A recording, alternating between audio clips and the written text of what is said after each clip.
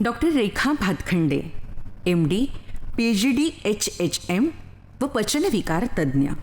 वैद्यकीय क्षेत्रातील 45 वर्षाचा प्रदीर्घ अनुभव असलेल्या डॉक्टर रेखा भातखंडे ज्येष्ठ नागरिकांच्या हक्कासाठी लढणाऱ्या एक खंबीर सामाजिक कार्यकर्त्या. ज्येष्ठ नागरिक महासंघ म्हणजे फेस्कॉमच्या मुंबई विभागाच्या उपाध्यक्ष, दादर येथील दिलासा ज्येष्ठ नागरिक संघाच्या संस्थापक अध्यक्षा, फॅमिली वेलफेअर एजन्सीच्या अध्यक्षा, मल्टिपल स्क्लेरोसिस सोसायटी ऑफ इंडियाच्या राष्ट्रीय सहसचिव म्हणून सामाजिक आरोग्य क्षेत्रात त्यांचं कार्य आहे. अनेक प्रतिष्ठित संस्थांमध्ये त्या तज्ज्ञ मार्गदर्शक आणि सल्लागार म्हणून कार्यरत आहेत. त्यांच्या सेवेची दखल घेऊन त्यांना यशवंतराव चव्हाण प्रतिष्ठान पुरस्कार आणि भारत सरकारच्या सामाजिक न्याय मंत्रालयामार्फत ज्येष्ठ सेवाभूषण पुरस्कारानं सन्मानित करण्यात आलं. विशेष म्हणजे मे 2025मध्ये केंद्र सरकारच्या वतीनं भारताच्या राष्ट्रपतींशी संवाद साधण्यासाठी देशभरातून निवडलेल्या 30 मान्यवर ज्येष्ठ नागरिकांमध्ये त्यांचा समावेश होता. ज्येष्ठ नागरिकांसाठी शासकीय रुग्णालयात कशा प्रकारची वैद्यकीय रुग्णसेवा आणि उपचार असावेत हे शासनानं निश्चित केलं आहे. याविषयी आपण त्यांच्याकडून जाणून घेऊया. नमस्कार. कायद्याचा या कार्यक्रमामध्ये आपलं स्वागत आहे. आज आपल्याशी बातचीत करण्यासाठी डॉक्टर रेखा भातखंडे ह्या आलेल्या आहेत आपल्या स्टुडिओमध्ये. आपण त्यांना अनेक वैद्यकीय उपचाराच्या बाबतीमध्ये विचारणार आहोत. डॉक्टर रेखा भातखंडे ह्या अतिशय महत्त्वाच्या एक प्रथितयश सहकारी तत्वावर चालणारा जे एशियामधलं एक सहकारी तत्वावर चालणारं हॉस्पिटल आहे त्याच्या त्या डीन होत्या. मुंबईमध्ये जी फेस्कॉम संस्था आहे, federation of senior citizen association, ज्याला आपण ज्येष्ठ नागरिक महासंघ म्हणतो, त्याच्या त्या मुंबईच्या उपाध्यक्ष आहेत. म्हणजे आज त्या 2 पदावर आहेत. म्हणून मला असं वाटतं आजचा जो आपला इंटरव्ह्यू आहे त्यामध्ये प्रामुख्याने या दोन्ही विषयांवर आपण चर्चा करणार आहोत. स्टुडिओमध्ये सर्वप्रथम मी मॅडम आपलं स्वागत करते. आपल्याला माहिती आहे की ज्येष्ठ नागरिकांसाठी कायदा 2007ला आलेला आहे. ह्या कायद्यावर कायदेशीर चर्चा आमची अगोदर झालेली आहे, परंतु या कायद्यांमध्ये ज्येष्ठ नागरिकांसाठी विशेष काळजी घेतलेली आहे. ज्येष्ठ नागरिकांना रुग्णालयामध्ये वैद्यकीय उपचार हे मिळणं अतिशय महत्त्वाचं आहे. आणि आपला जो कार्यक्रम आहे तो कायद्याच्यावर आधारित आहे, ज्याला आपण फंडामेंटल राईट्स म्हणतो. म्हणजे लोकांचे मूलभूत हक्क, लोकांचे जे मूलभूत हक्क आहेत जे आपल्या घटनेमध्ये दिलेले आहेत त्याच्यामध्ये त्यांना वैद्यकीय उपचार मिळणं हा त्यांचा हक्क आहे आणि शासनाचं ते कर्तव्य आहे. आणि ते कर्तव्य ध्यानात धरूनच या कायद्यामध्ये प्रोव्हिजन्स झालेले आहेत. म्हणून मला तुम्हाला पहिला प्रश्न असा विचारायला आवडेल, या कायद्यामध्ये वैद्यकीय उपचारांची सोय केलेली आहे ज्येष्ठ रुग्णांच्या, ज्याला आपण जेरियाट्रिक्स म्हणतो. अर्थात बऱ्याच लोकांना हल्ली जेरियाट्रिक्स हे शब्द आता नवीन कळायला लागलेले, जे मेडिकल टर्मिनॉलॉजी होती डॉक्टर्सना माहिती होते, ज्याला आपण वार्धक्य शास्त्र म्हणतो. जेरेंटोलॉजी, जेरियाट्रिक्स आणि जेरियाट्रिक बेड्स ह्या बाबतीमध्ये तुम्ही जेव्हा चर्चा कराल त्याला आपल्या प्रेक्षकांना आपोआपच कळेल की या बाबतीमध्ये ह्या कायद्याने काय काळजी घेतलेली आहे. काय सांगाल?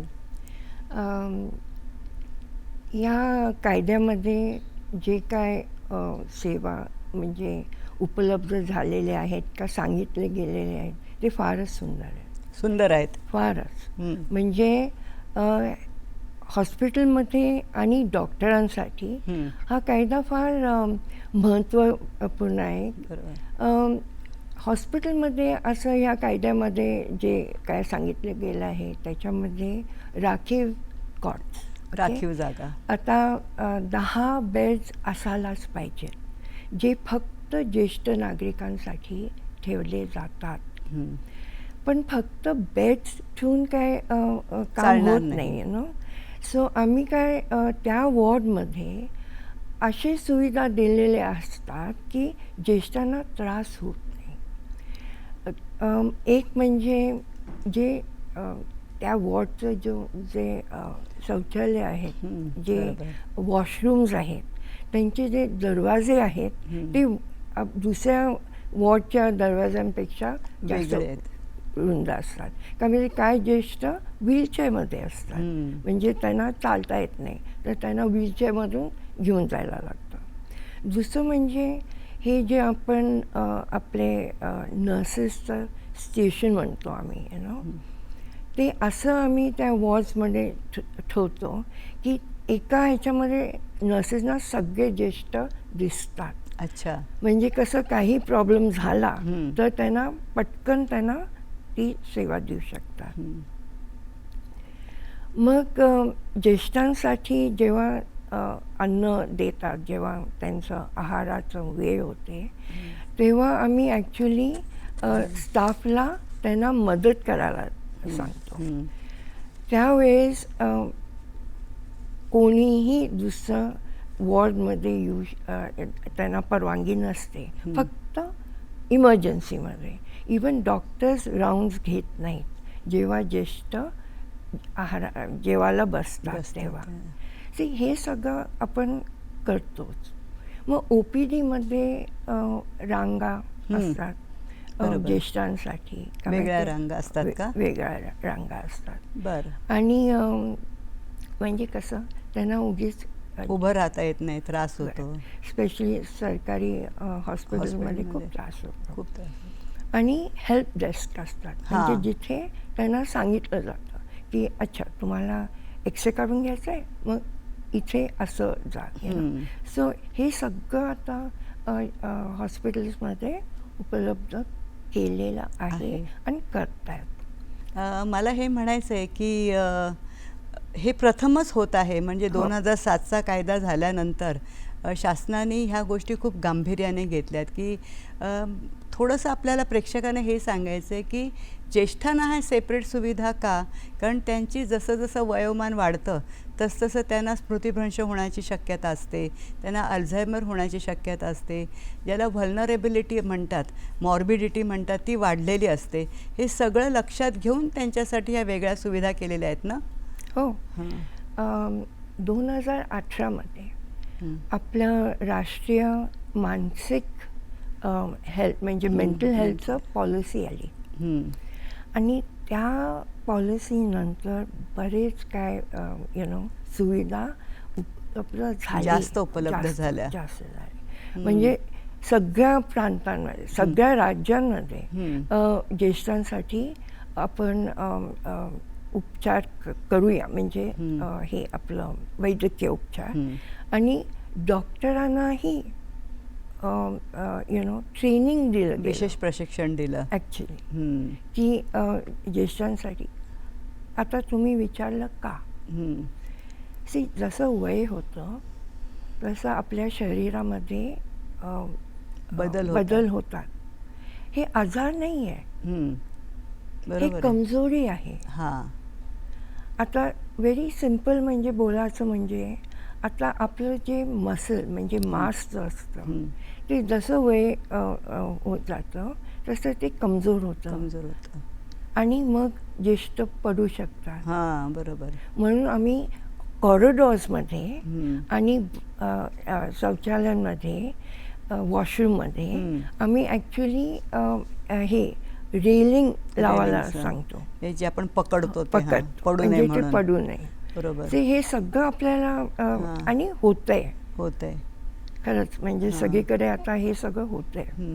या छोट्या छोट्या सूचना आहेत पण त्या खूप महत्त्वपूर्ण आहेत आणि मला असं वाटतं की पेशंटचं आयुष्य वाचवणार आहे, लाईफ सेविंग आहेत. आणि ह्या आता आपल्या प्रोव्हिजन झाल्यामुळे खूपच रुग्णांना थोडंसं दिलासा मिळालेला आहे.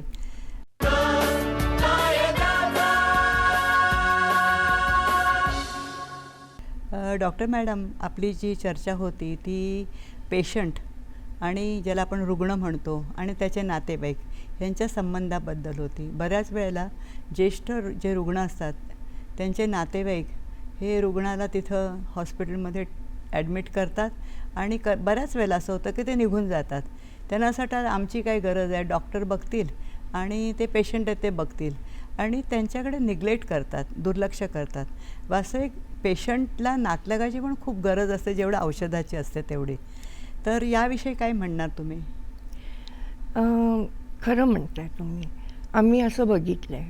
आता डीन असताना मी बघितलं की पेशंटला ॲडमिट करताना सगळे असतात आणि 1-2 दिवस झाले की मग ॲक्च्युली कोणी नसतं. आता काही वेळेस असं असतं की आम्हाला काय निर्णय घ्यायला लागतात आणि त्याच्यासाठी नातलगांचं असणं आवश्यक असतं फार, बिकॉज ते कन्सेंट आणि ते जे आपल्याला घ्यायला लागतं आणि ते नसतात. तर मग आम्ही काय करतो, जे टेलिफोन नंबर्स दिलेले असतात त्यांना फोन करतो आणि त्यांना सांगतो या. फोन करूनही आले नाहीत की जेव्हा आम्ही पत्र टाकतो. अच्छा. असं एकदा झालं होतं की पत्र टाकूनही आले नाही. अच्छा. मग आम्हाला पोलिसना सांगायला लागलं अच्छा की पेशंट आहे पण कोणी येत नाही आहे, तर आता तुम्ही आम्हाला ते ट्रेस करा आणि आम्हाला मदत करा, असं. सो हॉस्पिटलकडून आम्ही सगळं बघतो की बाबा पेशंट आहे, त्यांचा उपचार आम्ही करतो आहे, पण नातेवाईकही असायला पाहिजे, कोणीतरी असायला पाहिजे. काही वेळेस असं असतं की नातेवाईकांना ॲक्च्युली वेळ नसतो, म्हणून मग आम्ही त्यांना सांगतो मग तुम्ही एक केअर गिव्हर ठेवा, कोणीतरी असायला पाहिजे पेशंटच्या तर्फे. हॉस्पिटल सगळं करेल, हॉस्पिटलचे कर्मचारी सगळं करतील, पण व्यक्तिगत रित्या त्या रुग्णाला पण बरं वाटलं पाहिजे की माझं काळजी घेणारं कुटुंबातलं कोणतरी आहे आणि कुटुंबातली माणसं व्यस्त आहेत म्हणून त्याने निदान माझ्यासाठी रुग्णसेवक तरी पाठवलेला आहे, जो एक कम्युनिकेटर आणि दुवा म्हणून काम करू शकतो. अगदी बरोबर आहे. मी आता तुम्हाला पुढचा अतिशय महत्त्वाचा प्रश्न विचारत आहे की बऱ्याच वेळेला ज्येष्ठ नागरिक आहेत, जसजसं त्यांचं वय वाढतं तसं फुफ्फुसांचं कमजोरी वाढते आणि क्लायमेट चेंज तर तुम्हाला माहिती आहे खूप मोठ्या प्रमाणात क्लायमेट चेंजेस होत आहेत, वातावरणामध्ये बदल होत आहे, त्यामुळे न्यूमोनिया होण्याचे ज्येष्ठांना जास्ती आपण कोविडमध्ये पण हे बघितलं न्यूमोनियामुळे. आणि मॉर्बिडिटी ज्याला म्हणतात की व्हल्नरेबिलिटी ज्येष्ठांची जास्ती प्रत्येकाचीच होणार आहे ती असते. हे लक्षात घेऊन सरकारने काही महत्त्वाच्या लसीस वॅक्सिनेशन्स आहेत, लस आहे ती प्रिव्हेंट करायला की व्हायची वेळ येऊ नये, अगोदरच घेतलं तर साधारण निमोनिया होणार नाही. तर तुमचं काय म्हणणं आहे, असं काही उपलब्ध आहे का लस?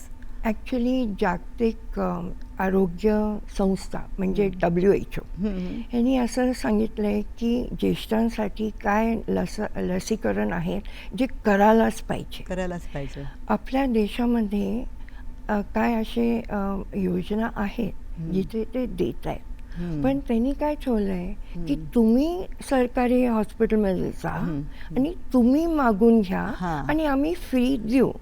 आता माझं 10 महिन्यापूर्वी म्हणजे काय झालं की ह्या 10 महिन्यामध्ये आम्ही फ्लू तर असतोच आणि फ्लू येतोच दरवर्षी, पण ह्या 10 महिन्यामध्ये मुंबईमध्ये मी सांगते मुंबईचं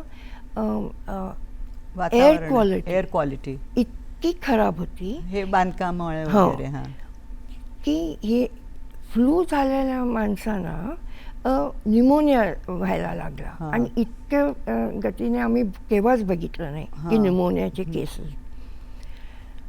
ज्येष्ठांमध्ये न्यूमोनिया झाला की व्हेरी अनफॉर्च्युनेटली त्यांना हॉस्पिटलमध्ये ॲडमिट करायला लागतं, कित्येक वेळा ICUमध्ये ठेवायला लागतं आणि फुफ्फुस कमजोर असल्यामुळे त्यांना ॲक्च्युली व्हेंटिलेटरवर टाकायला लागतं.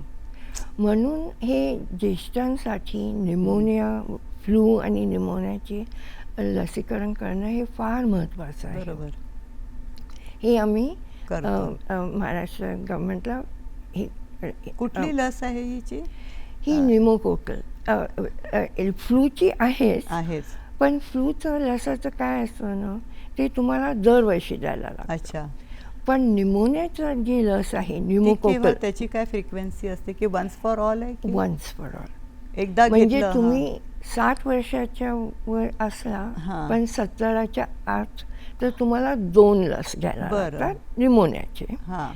पण 70 वर्षाच्या वर असलं तर फक्त एकदाच घ्यायला लागतंय. अच्छा. And that is all. मग नंतर मग आयुष्यामध्ये निमोनिया होणार नाही. निमोनिया होणार नाही.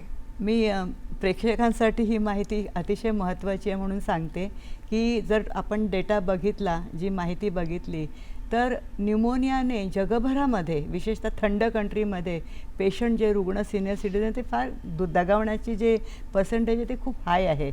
परंतु आता जर ही जी लस उपलब्ध आहे त्यामुळे भारतामध्ये सुद्धा, महाराष्ट्रामध्ये सुद्धा न्यूमोनियाने दगावणारे किंवा आजारी पडणारे, व्हेंटिलेटरवर जाणारे, फ्लू नुसता झाला तरी ज्येष्ठ नागरिक इमिजिएटली न्यूमोनियावर जातात. त्यामुळे मला असं वाटतं हा खूप मोठा आधार आपल्याला शासनाने दिलेला आहे. बरोबर आहे? हो. आणि इथे मला तुम्हाला सांगायचं आहे, आयुष्मान भारत ह्याच्यामध्ये आपल्याला सहकारी हॉस्पिटलमध्ये जाऊन घ्यायला लागतं. हो, बरोबर. पण इथे आयुष्मान वयवंदना, हां, ही- वयाला वंदना करून हो. आयुष्यमान त्या वयवंदना हे- योजनेमध्ये काय आहे? की 70 वर्षाच्या वरचे सगळे सगळे नागरिक नागरिक, म्हणजे तिथे आर्थिक परिस्थिती बघत नाही, नाहीत. हां. त्यांना सगळ्यांना 5 लाखापर्यंत Coverage आहे. कव्हरेज आहे. इन्शुरन्स. इन्शुरन्स कव्हरेज अच्छा. आहे. आणि असं मी त्याच्यात वाचलं आहे की निमोकोकल निमोनियाचं हे लस देणार आहेत सगळ्यांना. हां. अच्छा. ऑल. हो, ही अतिशय आनंदाची फारच. बातमी आहे. तेच तर आम्ही हे करत आलो आहे, हां. म्हणजे आपल्या मला असं वाटतं तुम्ही फेस्कॉमतर्फे बराच ह्याचा हो. प्रसार आणि हो, प्रचार हो, करत हो. असता हो. की अशा प्रकारच्या हो. लसी घेणं अत्यंत आवश्यक आहे. ह्याला आम्ही काय म्हणतो ना इंग्लिशमध्ये, vaccine preventable disease. Vaccine preventable disease. हां, म्हणजे आपण लस घेऊन आपल्याला होणार नसले आजार हां. तर मग ती लस घ्यायलाच पाहिजे ना. घ्यायलाच पाहिजे. जसं आपण कोविडमध्ये करून प्रिव्हेंट करायचा बराच प्रयत्न केला, तशी ही जी लस आहे. सो मी ऑक्टोबर 2025मध्ये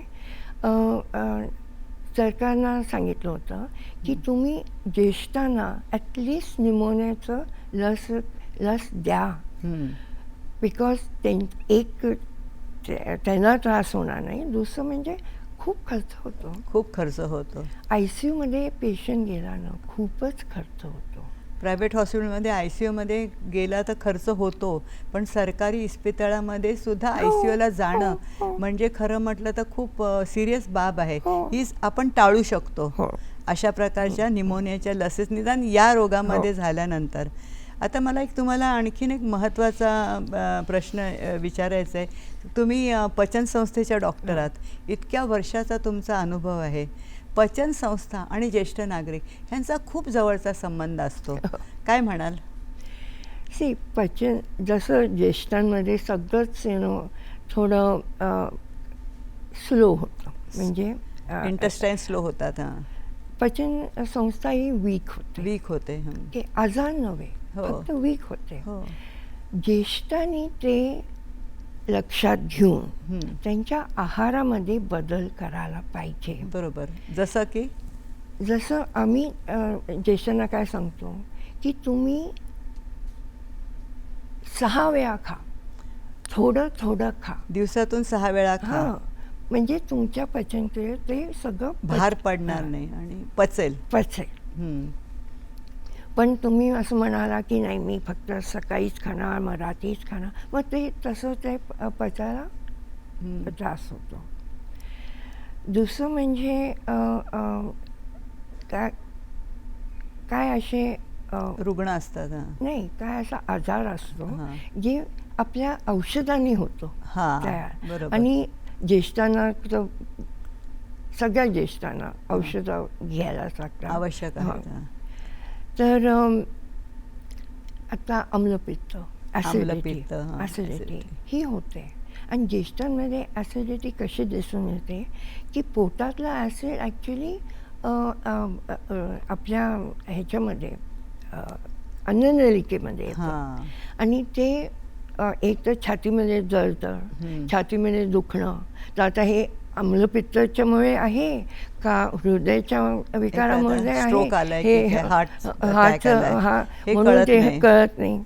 मग दुसरं म्हणजे काय काय वेळेस ते इतकं म्हणजे घशापर्यंत येतं की लोकांना एक असा कोरडा खोकलाचा होतो. मग हे कशासाठी, हे का, दुसरं म्हणजे ज्येष्ठांचं पाणी पिणं खूप कमी कमी आहे. म्हणून त्यांना कॉन्स्टिपेशन होतं, बद्धकोष्ठता. आणि हे कॉन्स्टिपेशन झालं की मग ते पोट फुगतं, पोटात त्रास होतो, दुखतं. पण आम्ही म्हणजे पोटाच्या विकाराचे तज्ज्ञ, आता आम्हाला भीती काय आहे, काय आहे ना, हे जे लोक खातात ना, हे सगळं जे इंग्लिशमध्ये जंक फूड त्याच्याने ना काय होतंय की आपल्या लिव्हरमध्ये चरबी जाऊन बसते. आम्ही ह्याला फॅटी लिव्हर म्हणतो. Fatty liver. आणि ह्याचं प्रमाण आता आपल्या पॉप्युलेशनमध्ये तिघांमध्ये एकाला फॅटी लिव्हर आहे.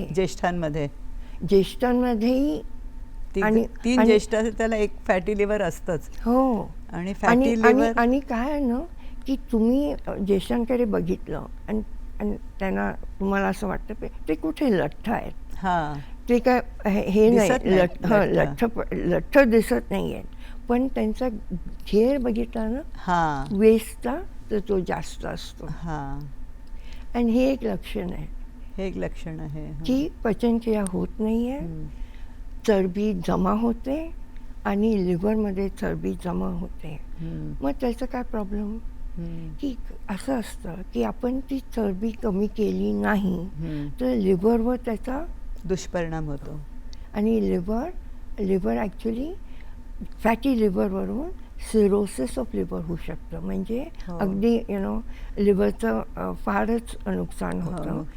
लिव्हर कॅन्सर वगैरे पर्यंत पण जाऊ शकतं का? नाही, फॅटी लिव्हरमध्ये कॅन्सर होत नाही. पण तुमच्या मोठ्या आतड्यामध्ये जसं वय हे होतं तर इन्सिडन्स की मोठ्या आतड्याचं कॅन्सर वाढू शकतो. आणि आपल्या खाण्यामध्ये ना काय आहे ना, हे फायबर म्हणतात. ओके, म्हणजे तंतुमय पदार्थ ते कमी असतं, ते जास्ती वाढवलं पाहिजे. आणि पाणी भरपूर प्यायला पाहिजे, करायलाच पाहिजे. ज्यांना पाण्याचं बंधन आहे त्यांच्यासाठी ठीक आहे, ज्यांना डायलिसिसवर आहे ते आपण नाही सांगू शकत. पण ज्यांना असं नसतं ना त्यांनी पाणी का पित नाही, म्हणजे सारखं सारखं आपल्याला लघवीला जावं लागतं वगैरे.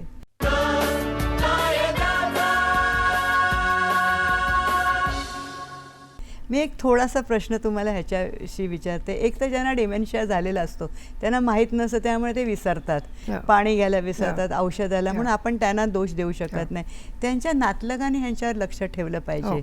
आणि दुसरं म्हणजे जे ज्येष्ठ नागरिक आहेत, बऱ्याच वेळेला सिनियरिटीमुळे ते थोडे हट्टी झालेले असतात आणि ते कधी कधी ऐकत नाही, नाही मला काही नाही झालेलं आहे.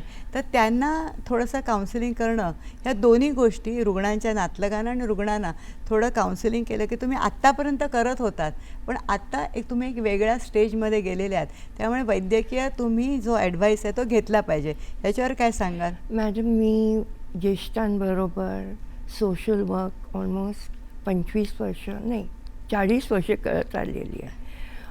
18 वर्षापूर्वी मी एक ज्येष्ठ नागरिकांचं केंद्र चालू केलं आपल्या हॉस्पिटलमधून. आणि त्या केंद्रामध्ये एक आम्हाला हे हट्टी नसतात मॅडम. हट्टी नसतात. मी तुम्हाला सांगू, ज्येष्ठांना कोणालाही त्रास द्यायचा नसतो. बरं. ओके, सो त्यांना असं वाटतं की पोटात दुखते, ठीक आहे, बघेन मी 2-3 दिवस. माझ्या मुलाला का त्रास त्रास द्यायचा, द्यायचा. त्याला ऑफिसमध्ये काम आहे, त्याला बरोबर. माझ्या मुलीला का घरी बोलवून घ्यायचं, हां बघूया असं करत ते अंगावर अंगावर काढतात. काढतात. इट इज नॉट हट्टीपणा, हां. इट इज की त्यांना दुसऱ्यांवर त्रास द्यायचा नाही आणि अवलंबून पण राहायचं नसतं. त्यांना इंडिपेंडंट राहायचं हां, असतं. बरोबर. पण मग त्यांचा तो आजार वाढतो वाढतो. आणि डॉक्टर एकच म्हणतात, हं. ते त्यांच्या फॅमिलीला सांगतात, हां 2-3 दिवसापूर्वी का आणलं नाही, you हां know? आता उशीर झाला. पण त्या ज्येष्ठांनी सांगितलंच नसतं. बरोबर. म्हणून माझा एक सल्ला आहे सगळ्या ज्येष्ठांसाठी, की तुम्ही घरचा उपचार करून तुम्हाला बरं वाटलं नाही का, कुठलीही वेदना 24 तासाच्या वर सहन आपल्याला करू नका. राहिले, हं. सहन केले, तर तुम्ही डॉक्टरांना जाऊन जरूर सांगा. दाखवा. आम्ही ह्याला ना रेड फ्लॅग्स म्हणतो. हं.